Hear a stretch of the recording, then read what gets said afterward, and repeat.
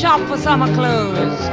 Think pink, think pink if you want that kelp that shows. Red is dead, blue is through, green's obscene, brown's taboo, and there is not the slightest excuse for plum abuse or chartreuse. Think pink. If I'm the sort of person who is an externalizer, okay, and I'm in that enmeshed environment from childhood, I'm going to turn around and be, oh, please don't leave me. I'm really sorry. I'll do anything, you know. And then if that doesn't get me what I want, I'm going to do an absolute flip and start yelling, screaming, you're the worst asshole in the world. Yeah, sorry about the swearing. Yeah. You're the worst in the world. I don't ever want to see you again. I hate you. Get out, right? Ranting. That's an externalizer. That's throwing it off because I can't handle how it feels inside. However, they're usually people who've grown up in that enmeshed space. They feel they can't get what they want and they're kind of like losing the plot and they've got to throw off to everybody else because they don't like how it makes them feel inside. On the opposite end of the scale, if you're going to go into protector mode, then half the time, you know, you do what I do, which is, you know, this is your charge sheet.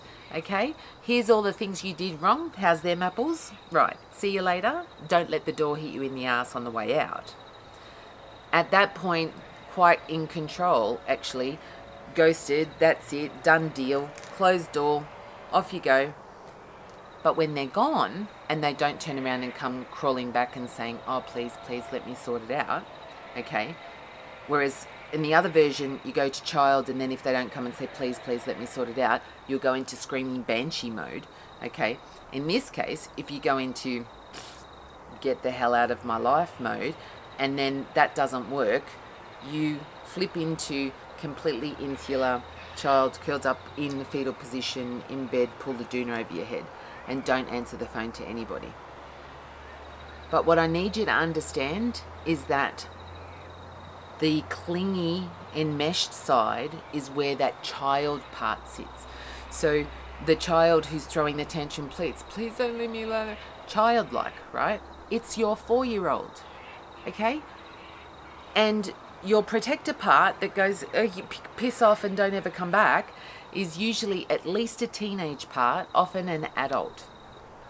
Why is it important, right? So that's the clingy one. On the other side, the protector goes, get lost, don't let the door hit you in the ass, and then gets into quiet child mode. So I call that second one the internal, and the, you know, throw the Molotov cocktails, the external.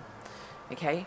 Why is it important to understand that we do both, but we go to one as a go-to, right? And then we flip into the other one. Because your child part, that's only 4-ish, and your protector part, that's usually at least a late adolescent, right? Sometimes a full adult. The protector is actually the protector of your child. Okay, your child is vulnerable and wants to be given unconditional love. Now, just a little secret. It is not possible in this world to receive unconditional love, true unconditional love, from anybody. Read my lips. It is not possible to get unconditional love from anybody. Okay? The only living being that will give you unconditional love is a dog. And I'm serious. And you might sit there, you're a parent. Oh, I love my child unconditionally.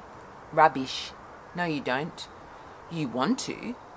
You love them an awful lot and you accept a lot of things from them, but you don't truly love them unconditionally. All right? Yes, and I know that's hard for you to hear. Why is it important, though, that we understand that? Because in all of our relationships and our connections with other human beings, right, we have to understand ourselves and where we're coming from if we're reacting or perceiving a rejection. We feel we're going to be abandoned. Okay, we either go into child first, and then if we don't get what we want, we get into protector and get lost, then prickly pear. Or we go into protector first, rack off, and we don't get what we want from that. We go into child, nobody loves me, and I need to eat worms. But we do both. We have our normal go-to, and then we have the fallback that happens when we feel rejected and we're feeling vulnerable. And why is the understanding of this fundamentally important? Because in any relationship that we have with another human being, you have to understand yourself, how you react. I know, I'm a protector first. I call her my Xena warrior princess, okay? And all of you, don't give me Xena, okay? Go back to the Greek. Xena. My Xena warrior princess will go, you can rack off, okay?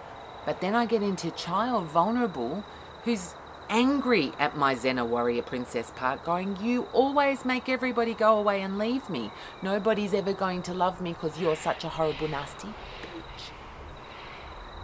If I go into child first, if I was the other way and I went into clingy child first, I'm going to throw a tantrum, be really sad, and then I'm going to get really angry and aggressive because I can't get what I want and I feel horrible.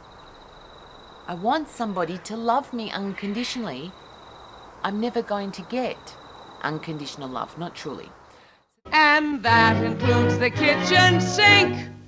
Pink, pink, pink, pink, pink, pink, pink, pink, pink, pink, pink, pink, pink, pink.